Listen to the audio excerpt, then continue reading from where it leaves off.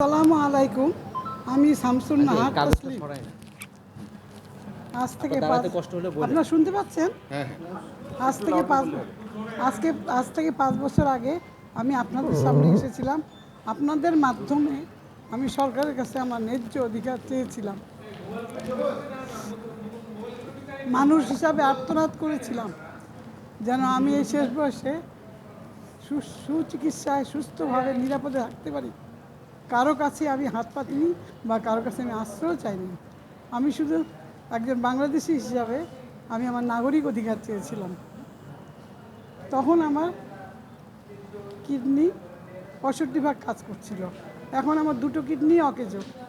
ডায়ালিসিসের উপরে বেঁচে আছি। প্রথমে বুক ছিদ্র করে আমার ডায়ালিসিস শুরু হয়। এখন হাতে ফিস্টুলা করে এখন ডায়ালিসিসের পদ্ধতি স্থায়ী করা হয়। এখন আমার একদিন পর একদিন ডায়ালিসিস চলে। দিনাজপুরে আমার বাবার বাড়ির কিছু ভিটামাটি বিক্রি করে আমি সেই কাজ ওই টাকা পয়সা দিয়ে আমি চালিয়েছি আমার খরচ। আমি সব সত্য বলছি।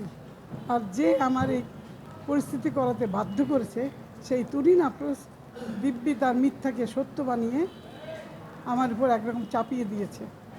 সম্পর্কে আপনার কি হয় এটা একটু বলে নেন। আমার কন্যা কোন মেয়ে? তুরিন আফরোজ। আচ্ছা, আপনার অভিযোগগুলো একটু বলেন। বলছি আমার আমার পয়েন্টটা নিয়ে আমি 5 বছর আগে সেই সংবাদ সম্মেলনের পরে আমার উপর এক অকথ্য নির্যাতন অবর্ণনীয় পরিস্থিতির শিকার হয়েছি।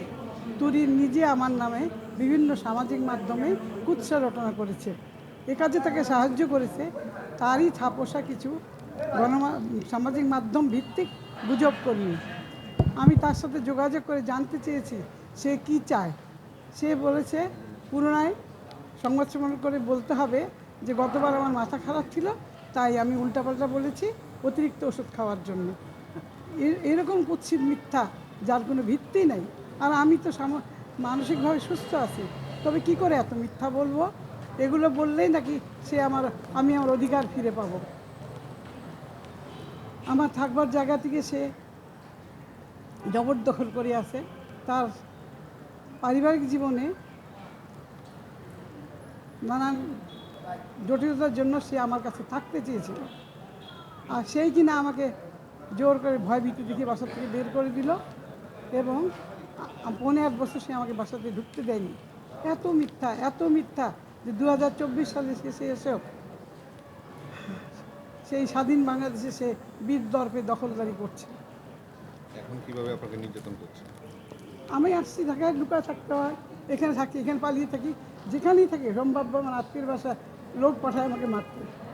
এরকম করেছে, গততে করেছে, এখনও তো কালকে রাত্রেও সে আমাকে ফোন দিয়েছে, আমি ধরিনি। ভয়ভীতি দেখায়? ভয়ভীতি দেখায়। কি ধরনের ভয় দেখায়? এগুলা করতেছো, এটা করবা না, এটা করবো না। আমি তো ফোন ধরি, কালকে আমি ফোন ধরিনি, ওর আমি মুখাপেক্ষি হই না।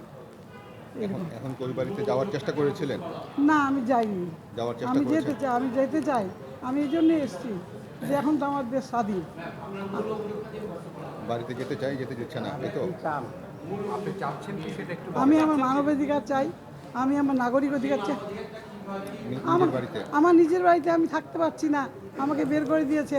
আমি এই বাড়ি ও বাড়ি ভয় থাকি, যেখানেই থাকি সে খবর পেলে ওখানে লোকজন পাঠায় আমাকে খোঁজার জন্য। না, আমি তো আমার বাড়ির জন্য মামলা করিনি। আমি আপনাদের মাধ্যমে জানাতে চাই আমার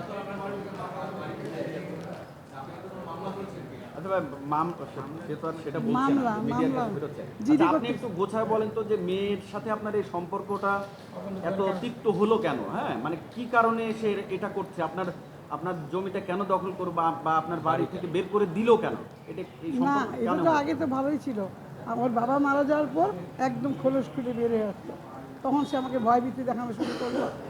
ওই পুলিশে যায়, বলে থানার লোক আসছে, আমাকে ভয় দেখা যায়, জিডি করছে, এইটা করছে। আমি তো একা থাকি, আমি ভয় এখান থেকে বাধ্য হয়েছি চলে যেতে। আপনার বাড়িটা কোথায়? উত্তরা। এইটা একটু সংক্ষেপে আপনি বলেন যে উত্তরায় আমার এই বাড়ি, সেই বাড়িতে আমি আমার মেয়ে আমি একটু বলি, আমার মেয়ে তুরিন আফরোজকে থাকতে দিয়েছিলাম। ওর বাবা যখন মারা যায় তারপরে অত সালে এই বাড়ি থেকে আমাকে ও বের করে দেয় এবং এখনো পর্যন্ত আমি সেই বাড়িতে ঢুকতে পারছি না, আমি আমার নাগরিক অধিকার পাচ্ছি না। এই কথাটুকু, এই জাস্ট এইটুকু বল।